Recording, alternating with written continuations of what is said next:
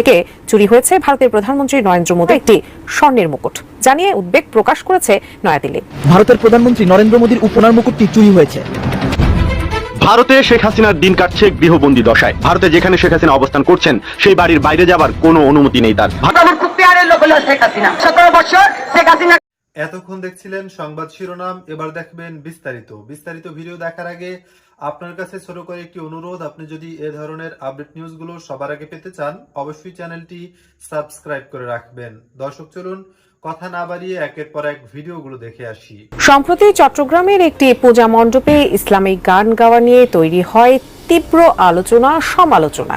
সেই বিতর্কের রেশ কাটতে না কাটতেই এবার সাতক্ষীরার একটি মন্দির থেকে চুরি হয়েছে ভারতের প্রধানমন্ত্রী নরেন্দ্র মোদীর দেওয়া একটি স্বর্ণের মুকুট জানিয়ে উদ্বেগ প্রকাশ করেছে নয়াদিল্লি। তবে চুরির সঙ্গে জড়িত কাউকে এখনো শনাক্ত করা যায়নি। এদিকে চোরকে ধরিয়ে দিতে পারলে সন্ধানকারীকে বিশেষ পুরস্কার দেওয়ার ঘোষণা দিয়েছে সাতক্ষীরা পুলিশ। কিন্তু পুলিশ কি পারবে মোদীর সোনার মুকুটটি উদ্ধার করতে? এসআই রাজের রিপোর্টে বিস্তারিত।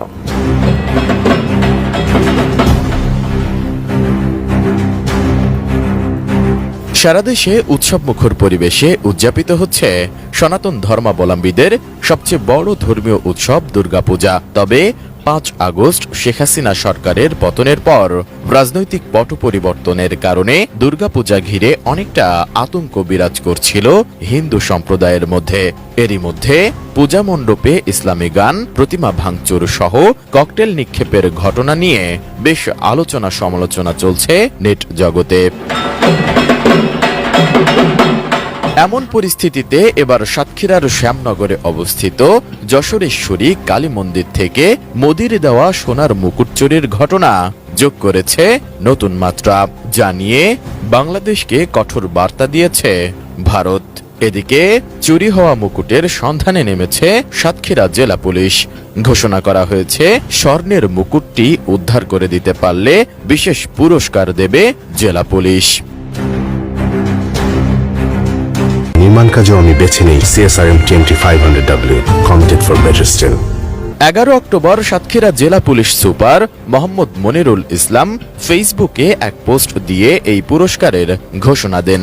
জেলা পুলিশের ফেসবুক পেজে তিনি লেখেন, সাতক্ষীরার শ্যামনগরের যশোরেশ্বরী মন্দিরে প্রতিমার মাথার স্বর্ণের মুকুট চুরি, চোরকে ধরিয়ে দিতে বা কোনো সন্ধান বা শনাক্তে সাতক্ষীরা জেলা পুলিশকে সহায়তার জন্য বিশেষভাবে অনুরোধ করা হলো।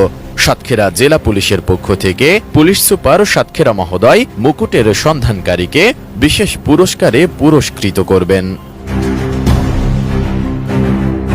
এর আগে গত 10 অক্টোবর দুপুর 2:47 থেকে 2:50 মধ্যে স্বর্ণের মুকুটটি চুরি হয়। এ ঘটনার পরে মন্দিরের সিসিটিভি ফুটেজে এক যুবককে মুকুটটি চুরি করে নিয়ে যেতে দেখা যায়। এদিকে মুকুট চুরির ঘটনায় উদ্বেগ প্রকাশ করেছে ঢাকাস্থ ভারতীয় হাইকমিশন। সেই সঙ্গে তা উদ্ধার ও অপরাধীদের বিরুদ্ধে দ্রুত ব্যবস্থা নেওয়ার অনুরোধ জানিয়ে ভারতীয় হাইকমিশন তাদের ফেসবুকে বলেছে, 2021 সালে প্রধানমন্ত্রী নরেন্দ্র মোদী বাংলাদেশ সফরকালে সাতক্ষীরা জেলার যশোরেশ্বরী কালী মন্দিরে যে মুকুট উপহার দেওয়া হয়েছিল সেটা চুরি হয়ে যাওয়ার খবর আমরা দেখেছি।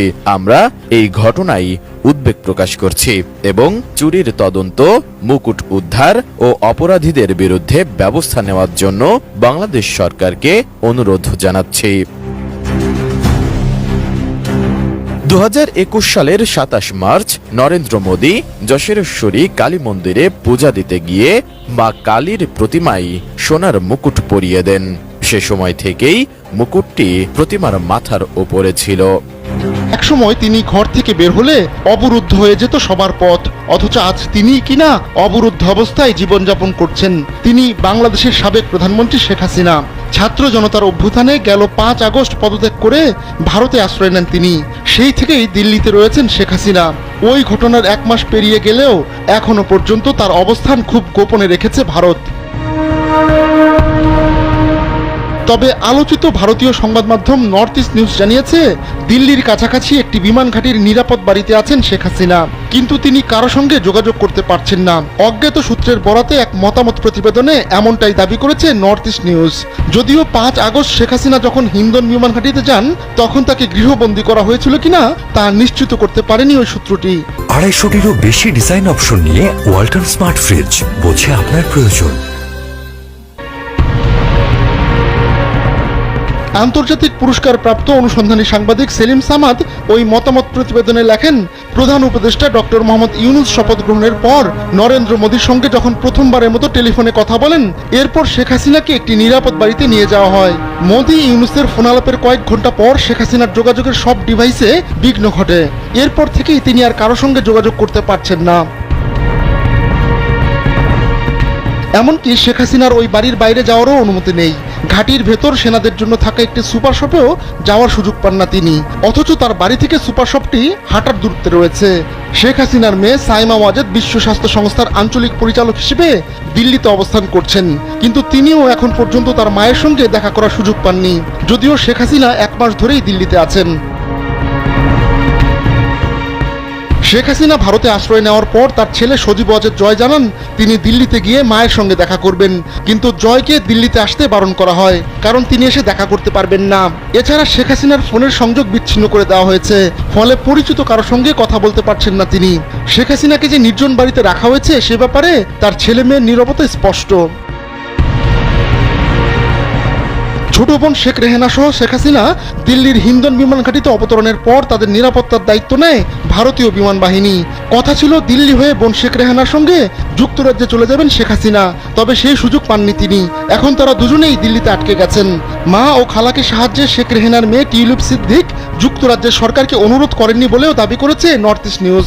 বাংলাদেশের সরকারের কোন পরিকল্পনা আমরা জানি না, হতে পারে যে 3 মাস লাগবে, 3 মাস বা 6 মাস লাগবে, 6 মাস পরে আমাদের সমস্ত ওই তদন্তগুলো শুরু হবে, ততদিনে সবাই চলে যাবে।